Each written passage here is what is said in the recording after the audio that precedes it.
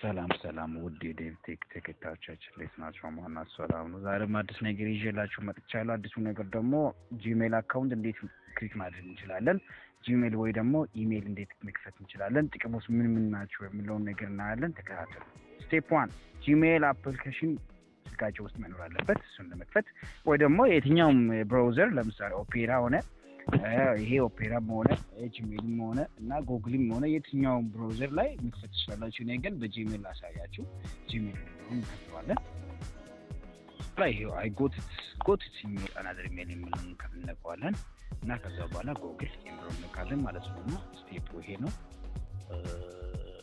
እንጠብቀዋለን። ቼኪንግ ኢንፎ ላይ ኔክስት የሚለው ወይ ደግሞ እዛ ላይ የሚመጣውን ስቴፕ ካንተ ማስገባት ነው ማለት ነው። እና በደንብ እና እዚሁ እስከሚመጣ አንዳንድ ነገሮች ማውራት እንችላለን። የኢሜል ጥቅሙ አንደኛ መረጃ ወዲህ መላላክ ነው። የሚላላኩ መረጃዎች ደግሞ ፒዲኤፍ ሊሆን ይችላል፣ ሙዚቃ ሊሆን ይችላል፣ የተለያዩ ፋይሎችን አያይዘን አታች ማድረግ እንችላለን። ደግሞ ደስ የሚሉ የተለያዩ አይነት እንትኖችን መላላክ እንችላለን። ፎቶ ሆነ ቪዲዮ ሆነ ፋይሎችን ሆነ መላላክ እንችላለን። አሁን ኢሜል በእኛ ሀገር ላይ ነው እንዴ ትላልቅ ሀገር ላይ በጣም ትልቅ ጥቅም ያለው ለምሳሌ እና አሜሪካ የተለያዩ አውሮፓ ሀገራቶች ላይ በጣም የሚጠቀሙት ወይ ደግሞ በዛው ሴኩሪ የሆነ እንትኖ ሶሻል ሚዲያዎች ውስጥ አንዱ ናቸው። ያው የጂሜል አካውንት ደግሞ አሁን እዚህ ላይ የምንጠቀምበት አንደኛ ዩቲዩብ አካውንት ለመክፈት እና ሌሎችም ኢትዮጵያ ውስጥ ራሱ አንዳንድ ቦታ ላይ ጂሜል ወይ ደግሞ ኢሜል አካውንት አስቀምጡ ብላሉ ኢሜሉ ማለት ነውና ለስራ ለመወዳደሩ ላይ ይጠቅማል ማለት ነው። ቀጥታ ወደ ክሬት አካውንት የምንለው እንነካለን።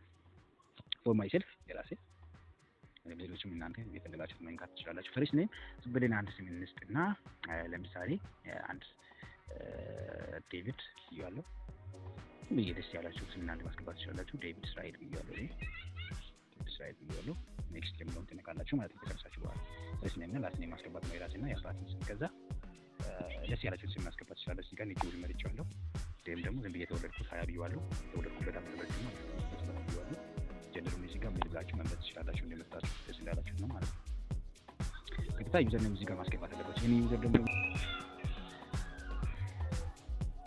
ኦኬ ተቀብሎኛል ማለት ነው። ፓስወርድ ጋር ትችላላችሁ።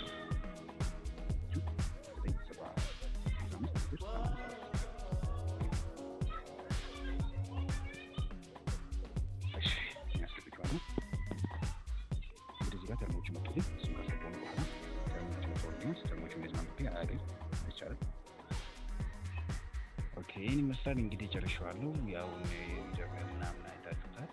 ይሄ ነው ያለው ነገር ማለት ነው። እና መለከቱት አሁን ለምሳሌ ጎግል ሳይን ማድረግ ነው። ቅድም ሳይን አፕ ክሬት አካውንት አድርገን አሁን ሳይን ቀላል ማድረግ እንችላለን። ሳይን የምናደርገው ደግሞ ይሄው ቅድም ያሳየኋቸው ይሄ ዩዘር ኔም ነው። ዩዘር ኔም በጣም ወሳኝ ነው ማለት ነው። እና ይሄው ዴቪድ ብዬ ዳቪድ ብዬ ይሄ የኔ ዩዘር ኔም ነው ማለት ነው። እና ቀጥታ ኔክስት ማለት አለብኝ። ኔክስት የሚመጣው ኔክስት ስቴፕ ማስገባት አለብኝ። እዚህ ጋር የቅድም ያስገባሁት ፓስወርድ አለ። ቀጥታ ብዬ ማስገባት አለብኝ። አሁን ስቴፕ መጠበቅ ነው። ያው ኦልሬዲ ያው አይ ዴቪድ ያው ፓስወርዱና እንትኑን አስገባው። እቺ ናት አሁን ወሳኟ ማለት ነው። እና ዴቪድ 096155@gmail.com የምትለው የኔ ኢሜል ነች ማለት ነው። እና በዚህ ነው እንግዲህ ከሰዎች ጋር የተለያዩ መረጃዎች መለወጥ የሚቻለው። ለትምህርትን ለመወዳደር የተለያዩ ቦታዎች እና ፋይሎችን መላላክ፣ የተለያዩ ውድድሮችን ማካሄድ፣ ዩቲዩብ መክፈት፣ የተለያዩ ነገሮችን መስራት የምንችለው በዚህ ኢሜል ነው ማለት ነው። እና እሷን ያዙልኝ።